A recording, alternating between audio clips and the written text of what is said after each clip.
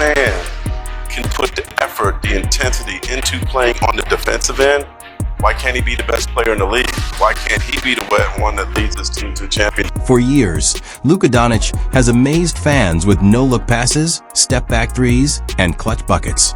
His talent was undeniable, yet there was always one lingering critique. His body never quite matched his generational skill set. That all changed this offseason.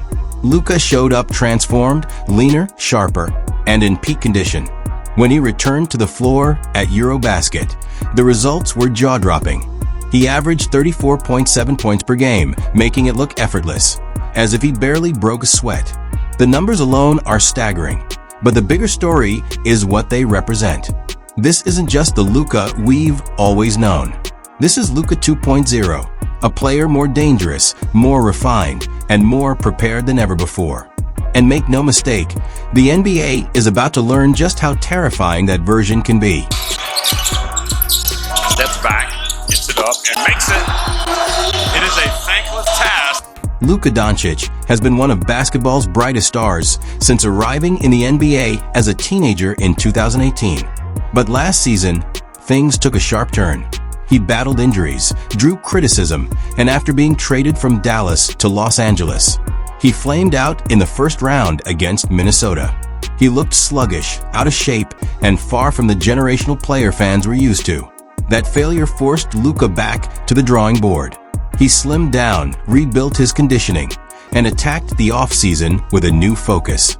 If he wanted to silence doubters and be taken seriously again, transformation was the only option. The first true test of his work came at Eurobasket 2025 with Slovenia. Expectations were low. Missing several key teammates, Slovenia's hopes rested entirely on Luka's shoulders. If they were going to survive the group stage, let alone make a run, Doncic would need to be historic. And he opened the tournament with 34 points and 9 rebounds against Poland, though Slovenia fell short. Next came France, and Luka nearly pulled off a massive upset, dropping 39 points, 8 rebounds, and 9 assists with his team's knockout hopes hanging by a thread. Against Belgium, he tallied a 26-point triple-double with 11 assists and 10 boards. He followed that with 26 points, 7 rebounds, and 4 assists versus Iceland. When Slovenia faced Israel in a must-win game, Luka delivered one of the most complete stat lines of the tournament: 37 points, 11 rebounds, 9 assists, 3 steals, and a block, securing their spot in the knockouts. Then came Italy in the round of 16, and Luka unleashed his best. He exploded for 22 first-quarter points, had 30 by halftime, and finished with 42 points, 10 rebounds, and 3 steals on 11 of 19 shooting. Slovenia held off a late surge to win 84-77, behind one of the greatest individual Eurobasket performances ever. The quarterfinal brought tournament favorite Germany. Luka responded with a record-setting 39 points, 10 rebounds, and 7 assists, the most points ever scored in a Eurobasket quarterfinal. But even that masterpiece couldn't stop Germany, who went on to claim the championship. Still, what Doncic accomplished was historic. He dragged Slovenia all the way to the quarterfinals, far beyond expectations, while averaging 34 points, 7.2 assists, 8.3 rebounds, and 3.2 steals per game with an efficiency rating of 36.7. Luka's Eurobasket run wasn't just redemption. It was proof that Luka 2.0 has officially arrived. Jeff, he's so big and strong. When he gets to 2 feet in the lane, he can just pivot and power. Luka Doncic's Eurobasket 2025 wasn't just great, it was dominant. His true shooting percentage hit an absurd 65%, proof that his scoring came with efficiency as well as volume. Along the way, he passed the legendary Dražen Petrovic on the all-time Eurobasket scoring average list, climbing into 3rd place. He led the tournament in points, steals, and efficiency, while finishing 2nd in assists. Even his defense, long picked apart as his biggest flaw, showed up as a real strength on the biggest stage. This was more than just a hot run. It was Luka cementing himself as historically elite, reminding everyone that when he's in peak condition, there may not be a single player alive who can truly stop him. Slovenia may have fallen short of a medal, but Doncic was nothing short of spectacular. The pressure was immense after months of talk about his conditioning, but he delivered on every front. He combined elite scoring, high usage, and a newfound defensive edge to put together one of the greatest statistical runs Eurobasket has ever seen. The raw numbers tell only part of the story. No other player managed Luka's mix of scoring volume, playmaking, and rebounding at that level. Top 3 in points, top 3 in assists, top 3 in efficiency. That kind of all-around dominance is almost unheard of in the tournament's history. Eurobasket 2025 didn't just showcase an NBA superstar. It stamped Doncic as a generational international player, a leader who rises when the spotlight burns hottest. What stood out most, though, was how much better he'd gotten. After the Lakers' playoff exit against Minnesota, Luka didn't sulk or take a vacation. He rebuilt himself. 2-a-day workouts in Croatia, a strict gluten-free, low-sugar diet, over 250 grams of protein daily, intermittent fasting, no excuses. It wasn't a quick fix, it was a full transformation. By the time he returned to the US, the results were impossible to ignore. The Lakers saw it too and wasted no time rewarding their cornerstone with a $165 million extension. Eurobasket proved it. This is Luka 2.0.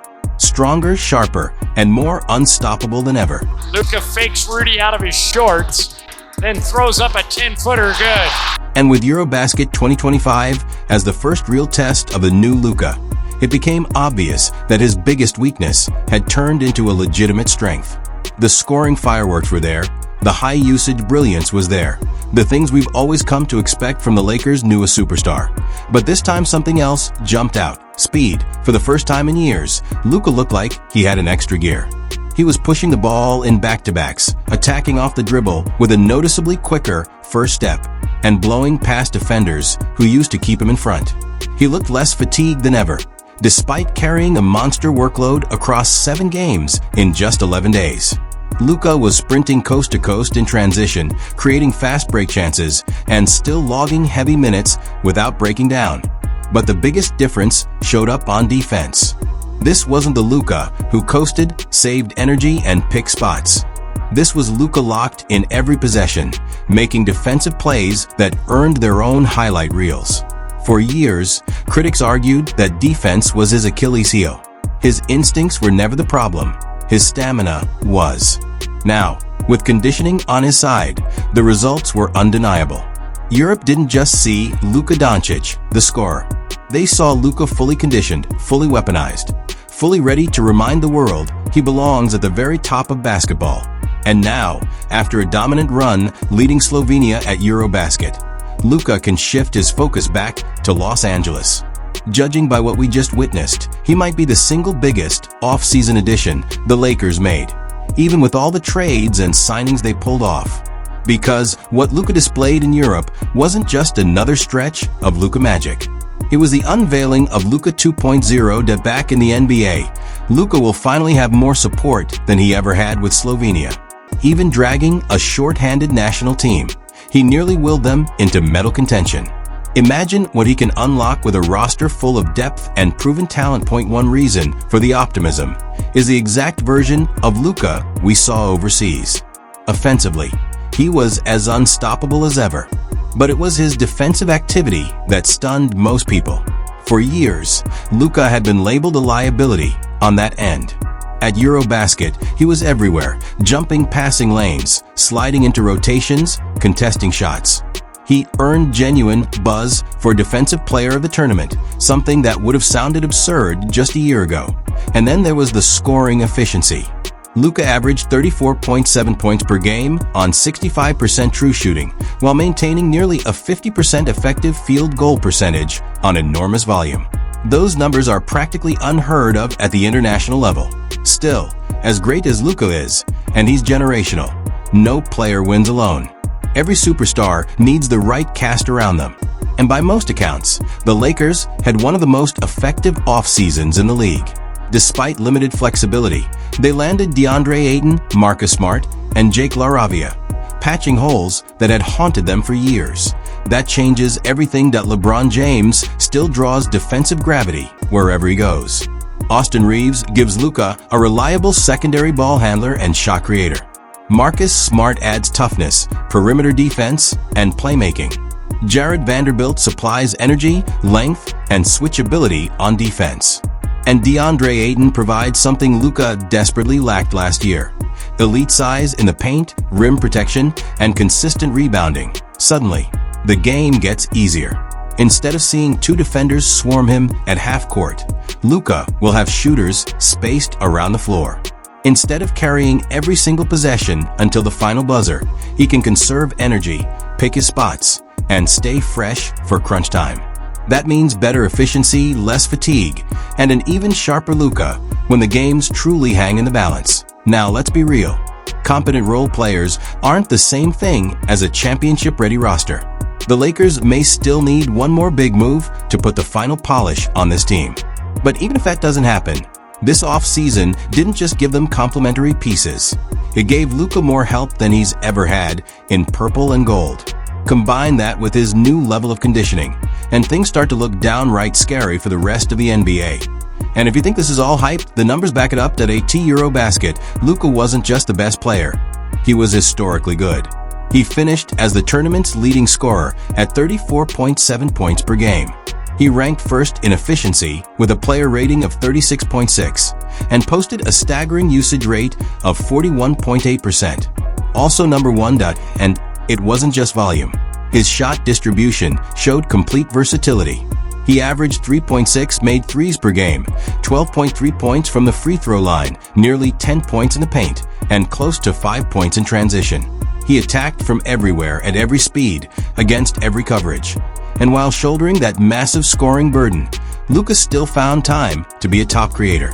He averaged 7.1 assists per game, and while his assist percentage of 18.7% might not look elite in a vacuum, when adjusted for his sky-high usage, it's one of the best marks ever recorded at that workload. Slovenia's numbers with and without improved just how valuable he was.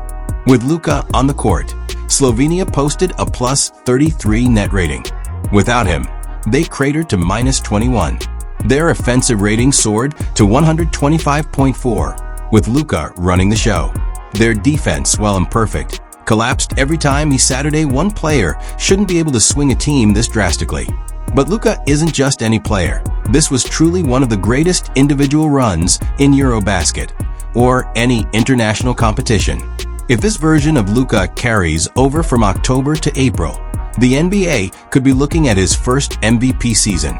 And if MVP form Luka is paired with a rejuvenated Lakers roster, it might be enough to push them on another deep playoff run.